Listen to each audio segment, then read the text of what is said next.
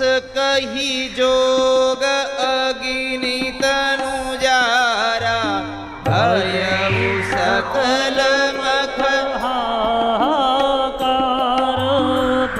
ततः स्वभर्तुश्चरणाम्बुजासवं जगद्गुरो चिन्तयति न चापरम् ददर्श देहो भूतकल्मष सत्य प्रज्वाल समाधिजाग्निना सत्य प्रज्वाल समाधिजाग्निना।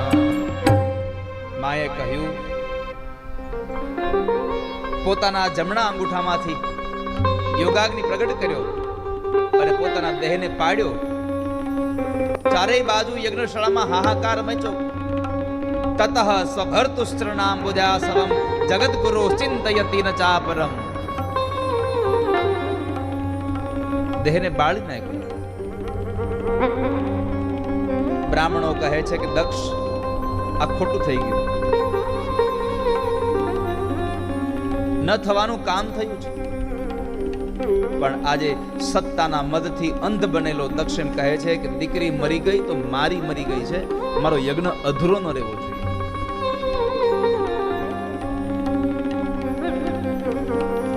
સત્તા આવે, સંપત્તિ આવે એટલે અભિમાન આવે।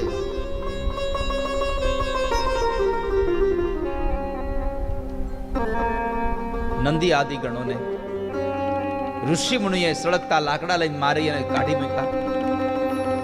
દેવર્ષિ નારદે આ વાતના સમાચાર ભગવાન શંકરને આપ્યા કે ભગવાન ગજબ થયો છે।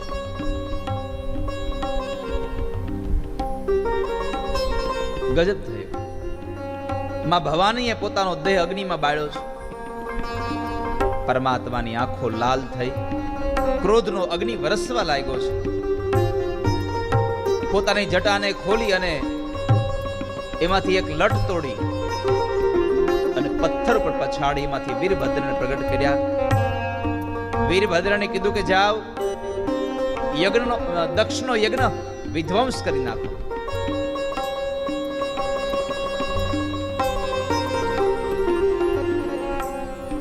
વીરભદ્ર આવી અને દેવતાઓના એ યજ્ઞમાં કેટલો એવો ક્રોધ વરસાવ્યો। યજ્ઞની સામગ્રી છિન્ન ભન્ન કરી નાખી। કેટલાય ઋષિઓના દાઢી ને દાંત પાડી નાખ્યા, હાથ પગ તોડ્યા છે। આ બાજુ ભગવાન મહાદેવ ક્રોધમાં આવી અને મા ભવાનીનું શબ પોતાના ખભા ઉપર રાખી અને ઠાકોરજી ભગવાન શંકર આવેશમાં આવી ક્રોધને વશ થઈ અને મહાદેવ તાંડવ નૃત્ય નાચતા હતા।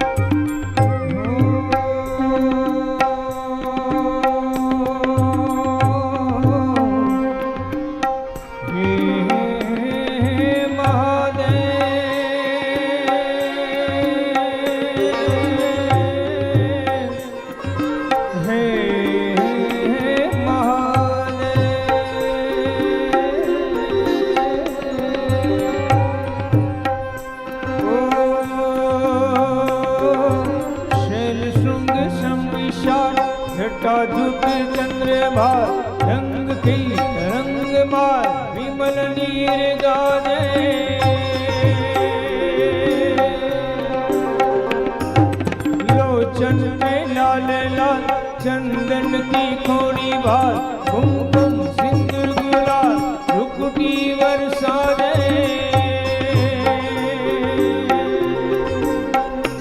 ओ मुंडन की कंठे माल वीर हल्दर खुशाल फटिक भार रुद्र माल हर दयाल राजे।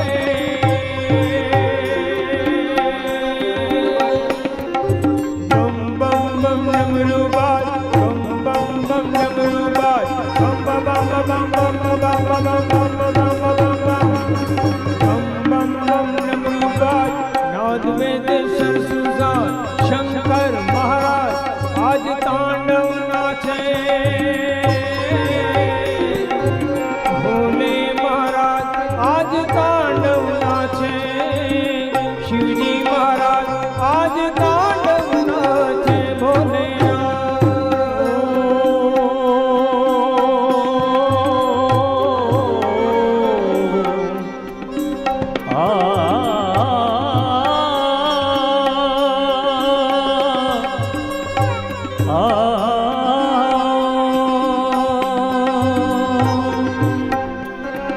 जटाकटाः सभ्रम भ्रमण्डलिम्बनिर्झरि विलोलवीचिवल्लरि विराजमानमूर्धनि धगत् धगत् धगज्ज्वलल्ललाटपट्टपावके किशोरचन्द्रशेखरे रति प्रदीक्षणं मम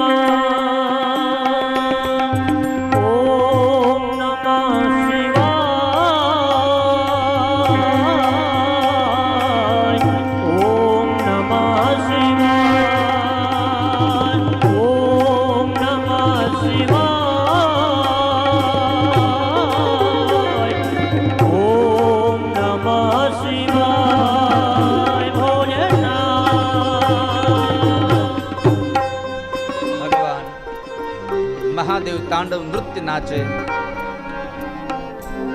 અને આ બાજુ દેવતાઓ વીરભદ્રના ડરને લઈ અને ભાગદોડ મચી છે. આવેશમાં આવીને વીરભદ્રએ દક્ષ પ્રજાપતિનું મસ્તક ઉતારી લઈ યજ્ઞમાં હોમું છે. તમામ દેવતાઓ ભગવાન બ્રહ્માજી પાસે ગયા. બ્રહ્માને જઈને કહે છે, પ્રભુ જલ્દી કરો, અમને બચાવી લો. ભગવાન બ્રહ્મા કહે છે, થયું શું? શા માટે આટલા બધા તમે ડરીને આવ્યા છો? તો કહે છે કે ભગવાન શંકરનો ગણ વીરભદ્ર આવી અને બધાને મારે છે. દક્ષને મારી નાખ્યો, એને મસ્તક ઉતારી યજ્ઞમાં હોમી દીધું અને અમને મારી નાખશે, બચાવો. બ્રહ્માએ કહ્યું, આમાં હું કાંઈ નહીં કરી શકું, તમે નારાયણ પાસે જાઓ. ભગવાન નારાયણ પાસે બ્રહ્માજીને સાથે લઈને આવ્યા છે. ભગવાન નારાયણને પ્રાર્થના કરી, પ્રભુ તમે શાંત કરવાને. ભગવાન નારાયણ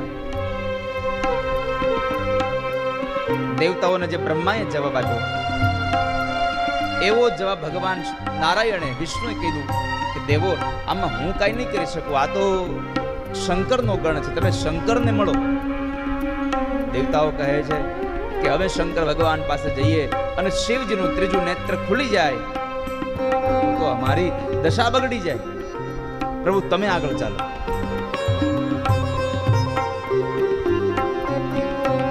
ભગવાન બ્રહ્મા અને નારાયણની આગેવાનીમાં સૌ દેવતાઓ કૈલાસમાં આવ્યા.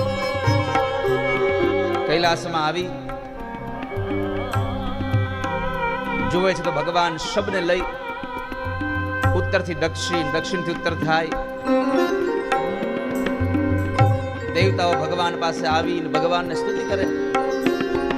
નમામિ શમીશાન નિર્વાણ રૂપમ વિભુમ વ્યાપકમ બ્રહ્મ વેદ સ્વરૂપમ નિર્ગુણમ નિર્વિકલ્પમ નિરીહં ચિદાકાશમાકાશવાસં ભજેહં નિરાકારમોમકારમૂલમ તુરીયમ ગિરાજ્ઞાન ગોતીતમીશમ ગિરીશમ करालं महाकालकालं कृपालं गुणागार संसारपारं नतोऽहं तुषाराद्रिसङ्काश गौरं गभीरं मनोभूतकोटि प्रभा श्रीशरीरं सुरङ्गोलिकल्लोलिनी चारुगङ्गा रसद्भालबालेन्दुकण्ठे भुजङ्गा चलत्कुण्डलं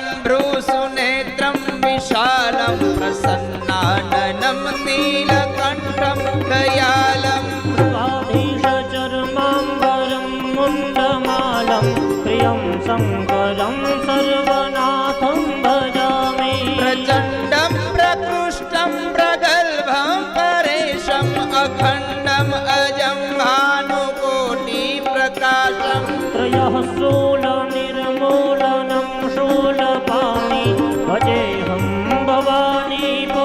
ભાવગમ્યમ હે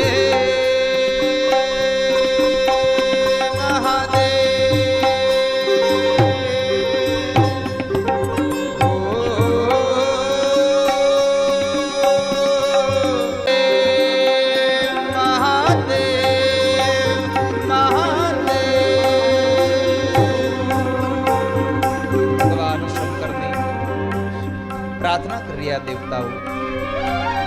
ભગવાનનો ક્રોધ શાંત ન થયો. ભગવાન નારાયણ પોતાના હાથમાં રહેલું જે ચક્ર છે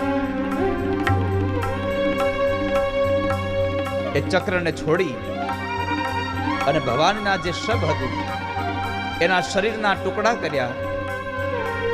એ ટુકડાઓ ધરતી ઉપર પડ્યા.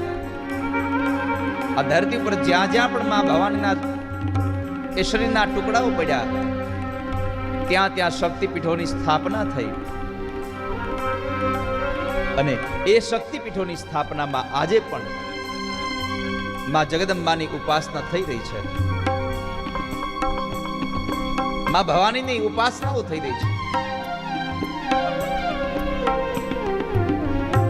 ભગવાનનો ક્રોધ શાંત થયો.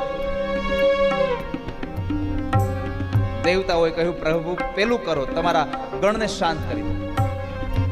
શાંત કર્યા પછી કહ્યું કે હવે આ દક્ષને સજીવન કરો. દક્ષને સજીવન કરવા માટે ભગવાને પોતાના જ એ ત્રિશુલ વડે એક બકરાનું મસ્તક ઉતારી લે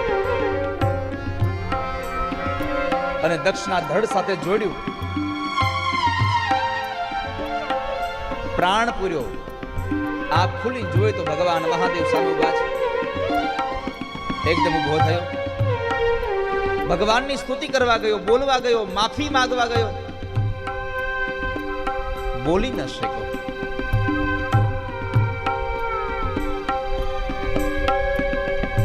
પોતાના હાથથી તાળીઓ વગાડવા લાગ્યો. દેવતાઓએ ભગવાન મહાદેવને પ્રાર્થના કરી કીધું, ભગવાન દક્ષનો યજ્ઞ સંપન્ન કરાવો.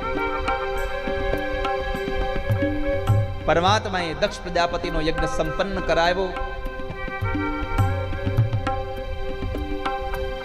ભગવાને દક્ષને એટલું કહ્યું કે સાંભળો દક્ષ, આ પૃથ્વી લોકમાં, મૃત્યુ લોકમાં કોઈ પણ પ્રકારની સત્તા મળે, પદ મળે, પ્રતિષ્ઠા મળે, પૈસો મળે, પણ એનો અભિમાન ન કરવું જોઈએ અને એનો ગેરઉપયોગ ન કરવો. ચાહે તમારી સંપત્તિ હોય તો ભલે, ચાહે તમારું પદ પ્રતિષ્ઠા હોય તો ભલે, તમારી સત્તા હોય તો ભલે, એનો ક્યારેય પણ ખોટો એનો ઉપયોગ ન કરીએ.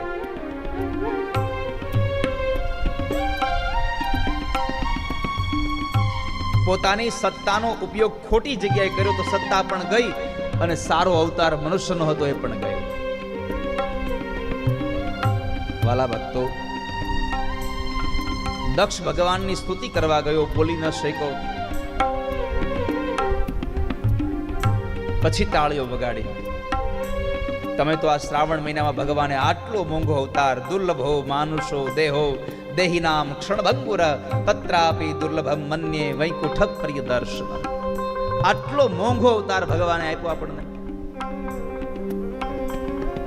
તળપદી ભાષામાં એમ કહેવાય કે 84 લાખ યોનીમાં સારા કામ કરો તો એક વખત માણસનો અવતાર મળે.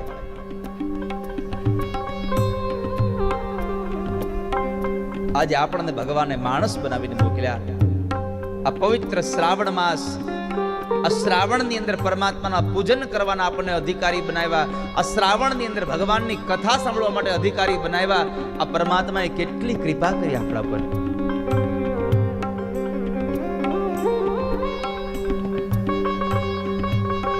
ભગવાનના મંદિરમાં જ, મંદિરમાં ન જવાય તો મનને મંદિર બનાવો. મન મેરા મંદિર, શિવ મેરી પૂજા. મારું મન જ મારું મંદિર છે. મંદિરનો અર્થ છે પવિત્રતા. મંદિર એટલે પવિત્રતા. આ મનને પવિત્ર કર્યા વગર મંદિરમાં જાઓ તો ન ગયા બરાબર છે. અને ગમે તે જગ્યાએ રહીને પણ મનને પવિત્ર કરી દો તો તમારું મન એ જ મંદિર થઈ જાય છે. ત્યાં શિવને, કૃષ્ણને, જેને ભજવા છે ને ભજો. બહુ મંદિરમાં જતા હોય તો એવું ન હોય કે એને બહુ ભાવ થઈ ગયો એટલે મંદિરમાં જાય છે. ઘણા તો ભક્તિ દેખાડવા હાટું હોત કરે. જો અમે સત્સંગમાં જઈએ છીએ, અમે ભગવાનની કથા કરીએ છીએ, અમે ભગવાનની કથા સાંભળીએ છીએ. એક વાત જીવનમાં લખી રાખજો કે ભગવાનની ભક્તિ એ કોઈને દેખાડવા માટે નથી, કેવલ ઠાકોરજીને પ્રસન્ન કરવા માટે છે, રાજી કરવા માટે. ભગવાનને, પ્રભુને રાજી કરવા. આ દુનિયાને રાજી કરતા જ નહીં ક્યારે. કરવા માટે ગયા તો યાદ રાખજો ઠાકોરજી રાજી થાય પણ દુનિયા રાજી નહીં થાય.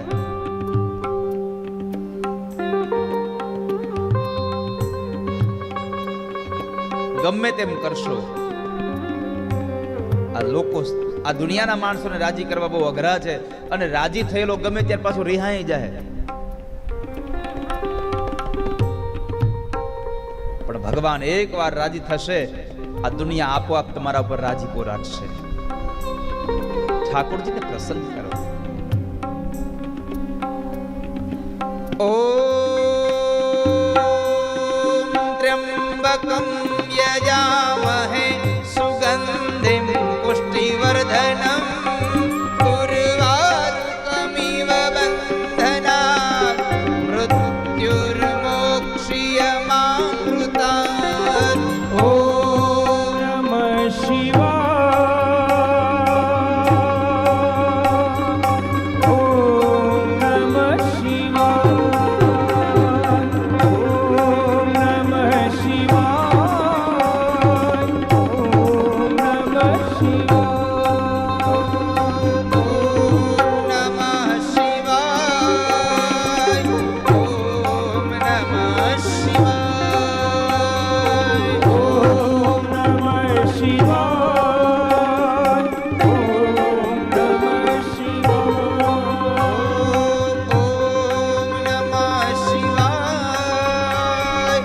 ઓમ નમઃ શિવાય.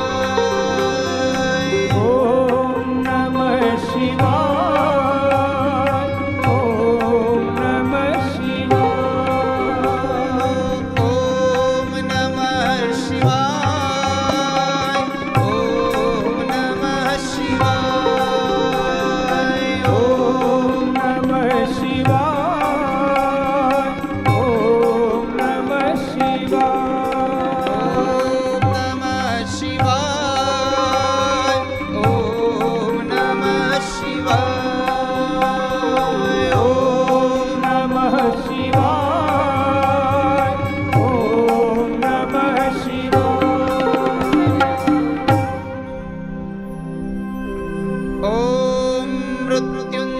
મહાદેવ ત્રાહિ મામ શરણાગત.